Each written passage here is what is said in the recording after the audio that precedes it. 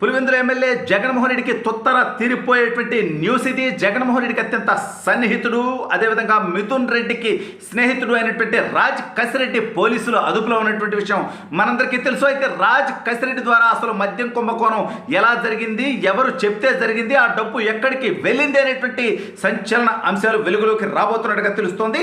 అసలు ఇంతకీ ఏం జరిగిందనేది ఈ వీడియోలో వివరించబోయే ముందుగా ఇప్పటి వరకు మన ఛానల్ సబ్స్క్రైబ్ చేయని వాళ్ళు ఖచ్చితంగా సబ్స్క్రైబ్ చేయండి. ఇక విషయానికి వస్తే, ఈ పులివెందుల ఎమ్మెల్యే 420తో ఎవడన్నా ప్రయాణం చేయాలంటే వాడు ఒక నీచుడు, నికృష్టుడు, పరమ రోతగాడై ఉండాలి.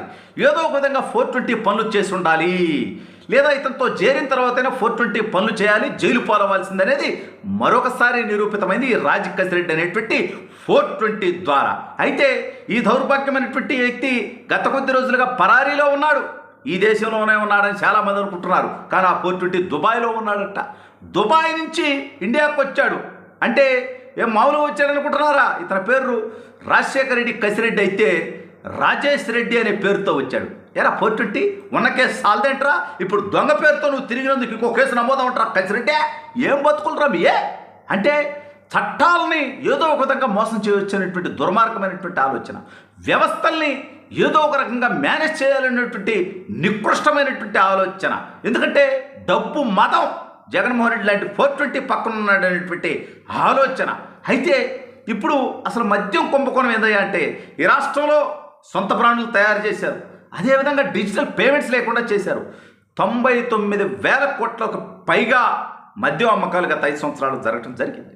అయితే అందులో కేవలం 650 కోట్ల రూపాయలు మాత్రమే డిజిటల్ పేమెంట్స్, అంటే 1% కూడా డిజిటల్ పేమెంట్స్ లేవు. ఈరోజు ఉన్నటువంటి ఈ దేశంలో ఉన్నటువంటి పరిస్థితుల్లో ఎక్కడైనా కూడా డిజిటల్ పేమెంట్సే మెజారిటీ ఉంటున్నాయి, 70-80%. కానీ ఇక్కడ 1% కూడా లేదు.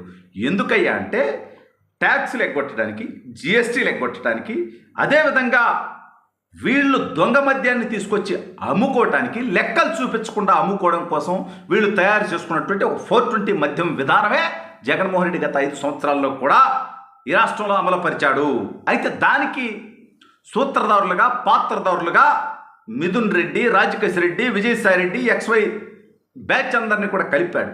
విజయసాయిరెడ్డి హైదరాబాద్ నివాసంలో, విజయసాయిరెడ్డి విజయవాడ నివాసంలో 2 దఫాలుగా మీటింగ్ జరిగింది. రాజ్ కసిరెడ్డి, మిథున్ రెడ్డి ఉన్నారని చెప్పి విజయసాయిరెడ్డి కొండ బద్దలు కొట్టాడు. ఆల్రెడీ ఆ 420 విజయసాయిరెడ్డి ఆ పార్టీకి రాజీనామా చేశాడు, రాజ్యసభ సభ్యత్వానికి రాజీనామా చేశాడు. ఒక రకంగా విజయసాయిరెడ్డి అప్రూవర్గా మారిపోబట్టే రాజ్ కసిరెడ్డి పాత్రని పూర్తిగా చెప్పేస్తున్నాడు అతను. కానీ ఇప్పటికీ విజయసాయిరెడ్డి మిథున్ రెడ్డిని కాపాడుతున్నాడు, అందరికంటే పెద్ద 420 అయినటువంటి జగన్మోహన్ రెడ్డిని కాపాడుతున్నాడు. ఈ డబ్బు ఎవరికి పోయిందో నాకు తెలియదంట. ఎవరికి పోద్ది? కొంపదీసి మీరేమన్నా ఈ డబ్బు నందమూరి బాలకృష్ణ గారికి పంపిస్తారా? లేదుగా. ఆనాడు ఈ కుంభకోణానికి సహకరించింది జగన్మోహన్ రెడ్డి కాబట్టి అతనికే పంపిస్తాడు. అది నాకు తెలియదు, గుర్తులేదు, మర్చిపోయా అని సొల్లు చెప్తే అట్టగా ఈ రాజ్ కసిరెడ్డి కూడా విచారణలో అదే చెప్పేటువంటి ప్రయత్నం చేస్తాడు. కానీ ఏదైతే వీళ్ళ దగ్గర ఉన్నటువంటి సాంకేతికపరమైనటువంటి ఆధారాలు కానివ్వండి, సిట్ గత కొద్ది రోజులుగా ఈ మద్యం కుంభకోణానికి సంబంధించి విచారణలో వాళ్ళు సేకరించినటువంటి సమాచారం ద్వారా కానివ్వండి, రాజ్ కసిరెడ్డి ముందు పెట్టినప్పుడు అనేక అంశాలకు సమాధానాలు అతను చెప్పేటువంటి పరిస్థితి. నాకేం తెలియదు, పైగా ఈ 420 అంటాడంట. నేను ఐటీ సలహాదారుని, నాకేం మద్యం కుంభకోణానికి నాకేం సంబంధం అని. అంటే ఏం చెప్పదలుచుకున్నావు నువ్వు? జగన్మోహన్ రెడ్డి కూడా నేను ఈ రాష్ట్రానికి ముఖ్యమంత్రిని, కుంభకోణాలకు నాకేం సంబంధం అంటే సరిపోద్దా? అంటే మీరు ఉన్నటువంటి పదవులు మీరు కుంభకోణాలు చేయరు అంటానికి లైసెన్సులు అవేమన్నా సర్టిఫికేట్లు అనుకుంటున్నారా? అసలు ఏంటి మీ ఉద్దేశం? ఈ రాష్ట్ర ప్రజల సంపదనంతా కూడా జగన్మోహన్ రెడ్డి లాంటి 420 ముఖ్యమంత్రి అయి దోచుకొని, తన అనుయాయులకు దోచిపెట్టి దాన్ని మళ్ళీ విదేశాలకు తరలించుకొని ఈ 420 దుబాయ్కి పోయాడంట. దుబాయ్ పోయి రాజేష్ రెడ్డి పేరుతో నీ పేరు మార్చుకొని తిరగటం ఒక క్రైమ్ కాదు, ఒక తప్పు కాదు? ఏ రకంగా మరి దీనికి సంబంధించి కేంద్ర ప్రభుత్వం కూడా కేసు నమోదు చేయాల్సినటువంటి అవసరం ఉంది. ముందు లెక్కర్ స్కామ్ ఎలాగో ఈ రాష్ట్రం తేలుస్తుంది, రేపో మాపో ఎల్లుండో. కానీ పేరు మార్చుకొని తిరగడం, ఐడెంటిటీ మార్చుకొని తిరగడం, వ్యవస్థల్ని మోసం చేసేటువంటి ప్రయత్నం చేయటం, ఈ దౌర్భాగ్యుడు చేసిన పని ఆదర్శంగా తీసుకొని రేపు రాష్ట్రంలో ఉన్నటువంటి యువతంతా కూడా వేరే మారుపేర్లతో విదేశాలకు పోవటాలు రావటాలు చేస్తే ఎంత క్రైమ్ కూర్చుంటుంది ఈ దేశంలో అది. అందుకని ఖచ్చితంగా భారత విదేశాంగ శాఖ అంతర్గత, అదేవిధంగా బాహ్య ఏదైతే విధానాలు అయితే ఉన్నాయో అవన్నీ కూడా సెక్యూరిటీకి సంబంధించినటువంటి వింగులన్నీ కూడా దీని మీద నిఘా వేయాల్సినటువంటి అవసరం ఉంది. ఈ రాజ్ కసిరెడ్డి లాంటి 420 మీద మరో కేసు నమోదు చేయాల్సినటువంటి అవసరం ఉంది. అయితే ఇప్పుడు ఈ రాజ్ కసిరెడ్డి అనేటువంటి వాడు ఒప్పుకున్నా ఒప్పుకోకపోయినా మద్యం కుంభకోణంలో ఏదైతే ఢిల్లీలో జరిగిందో అది నీటి బుట్టంతా సముద్రంలో, కానీ ఆంధ్రప్రదేశ్లో జరిగింది సముద్రం అంతా. దాదాపు 1,00,000 కోట్ల కుంభకోణం.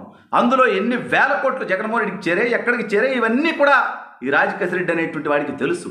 ఇతను అప్రూవర్గా మారితే మిథున్ రెడ్డి, జగన్మోహన్ రెడ్డి జైల్లో ఊచలు లెక్క పెట్టాల్సి వస్తుంది. వాళ్ళని కాపాడేటువంటి ప్రయత్నం రాజకేశ్వర రెడ్డి చేసినా కూడా కుదరదు.